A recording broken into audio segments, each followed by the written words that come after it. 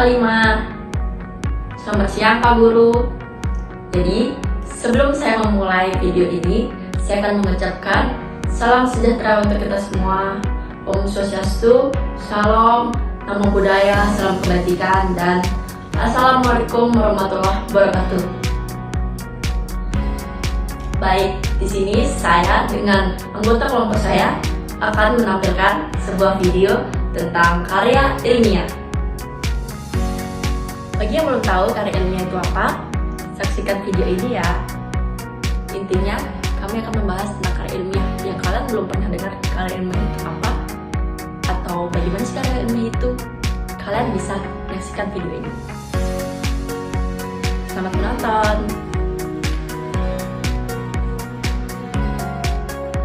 Jadi di sini saya mau menjelaskan apa sih karya ilmiah itu. Jadi karya ilmiah adalah hasil karya yang diperoleh dari kegiatan menulis dengan menerapkan konversi ilmiah. Penulisan karya ilmiah menggunakan logika berpikir dan gaya bahasa yang sistematis.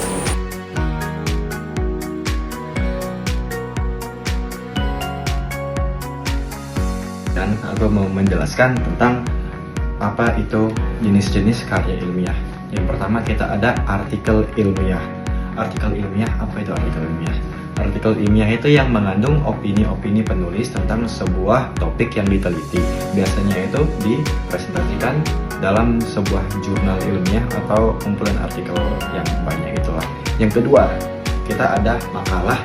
Makalah itu adalah karya tulis yang bersifatnya data-data yang dikumpulkan di lapangan dan bersifat objektif. Jadi nggak boleh dipalsu-palsukan karena ini objektif seadanya.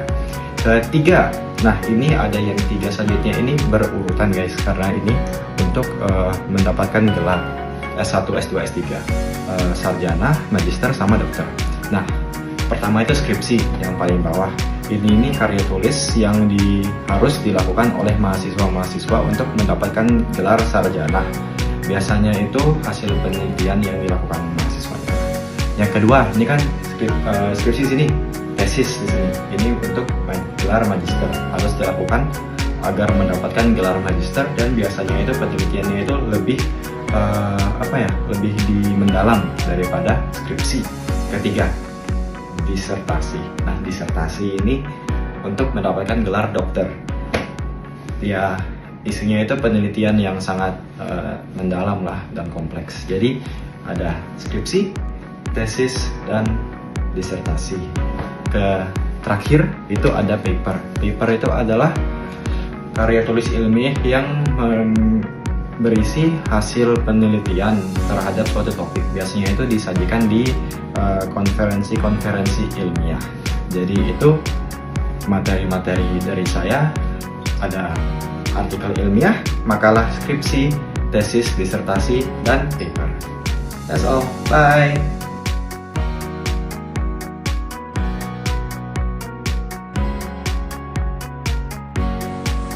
Baik, di sini saya akan menjelaskan tentang struktur karya ilmiah.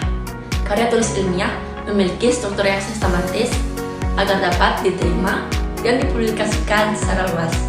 Oh iya, struktur ini terdiri dari 3 bagian ya. Bagian yang pertama itu ada bagian awal, bagian inti, dan bagian akhir. Bagian awal berisikan tentang judul. Judul itu harus singkat, jelas, menarik, dan tidak lebih dari 12 kata ya. Yang kedua ada nama penulis dan afiliasi, yaitu dituliskan tanpa gelar, mencantumkan institusi dan tempat belajar atau bekerja. Yang ketiga ada abstrak. Abstrak itu berisikan ringkasan masalah, tujuan, metode, dan hasil penelitian dalam 150 sampai 200 kata, yaitu ditulis dalam bahasa Indonesia dan Inggris ya. Yang terakhir ada kata kunci. Kata kunci itu 3 sampai 5 yang relevan dengan topik penelitian. Yang kedua, berisikan tentang bagian inti. Jadi saya akan membahas tentang bagian inti. Bagian inti berisikan tentang pendahuluan.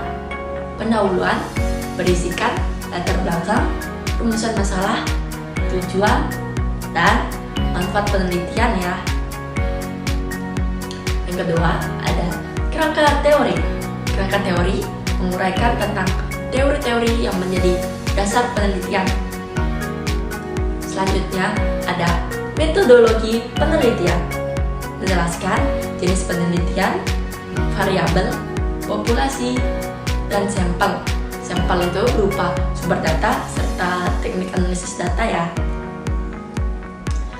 Itu ada pembahasan. Selanjutnya, pembahasan itu ada yang tahu nggak? Jadi, pembahasan itu menguraikan analisis hasil penelitian dengan dukungan referensi ilmiah ya. Jadi, simpulan dan saran saya menyanyikan kesimpulan berdasarkan hasil penelitian serta saran untuk penelitian selanjutnya ya. Itu lebih bagus. Saya akan membahas bagian akhir, bagian ketiga. Berisikan tentang daftar pustaka. Daftar pustaka itu mencantumkan tentang sumber referensi yang digunakan, disusun alfabetis tanpa nomor urut. Yang kedua ada lampiran. Lampiran ini berisi dokumen-dokumen pendukung penelitian jika ada ya. Jadi, menurut saya, struktur yang baik dalam karya ilmiah memastikan bahwa penelitian dapat dipahami dengan jelas, memiliki dasar yang kuat. Sekian dari penjelasan saya. Terima kasih. Saya akan membahas ragam bahasa ilmiah. Ragam bahasa ilmiah adalah salah satu bentuk keberagaman bahasa yang terbentuk dari cara penyampaiannya. Artinya, ragam bahasa ilmiah merupakan bahasa yang disampaikan dalam bentuk ilmiah atau akademis. Ragam bahasa yang harus digunakan dalam karya ilmiah yaitu yang pertama, 1. Logis. Pembahasan pada karya ilmiah harus logis dan disusun secara logis, bersifat objektif dan berdasarkan fakta. Yang kedua, mengarah pada pokok persoalan. Yang ketiga, kalimat yang digunakan singkat dan padat agar mudah dimengerti oleh pembaca. Yang keempat, mengarah pada gagasan yang disampaikan. Yang kelima, menggunakan ragam bahasa baku yang sesuai dengan ejaan PUEBI. Yang keenam, objektif. Pembahasan disusun apa adanya sesuai dengan objek yang diamati. Yang ketujuh, menggunakan kalimat efektif agar mudah dipahami oleh pembaca. Yang kedelapan, menggunakan bahasa yang konsisten. Yang kesembilan, menggunakan diksi, ejaan, dan tanda baca yang tepat. Yang kesepuluh, menggunakan paragraf yang runtut. Sekian dari saya, terima kasih.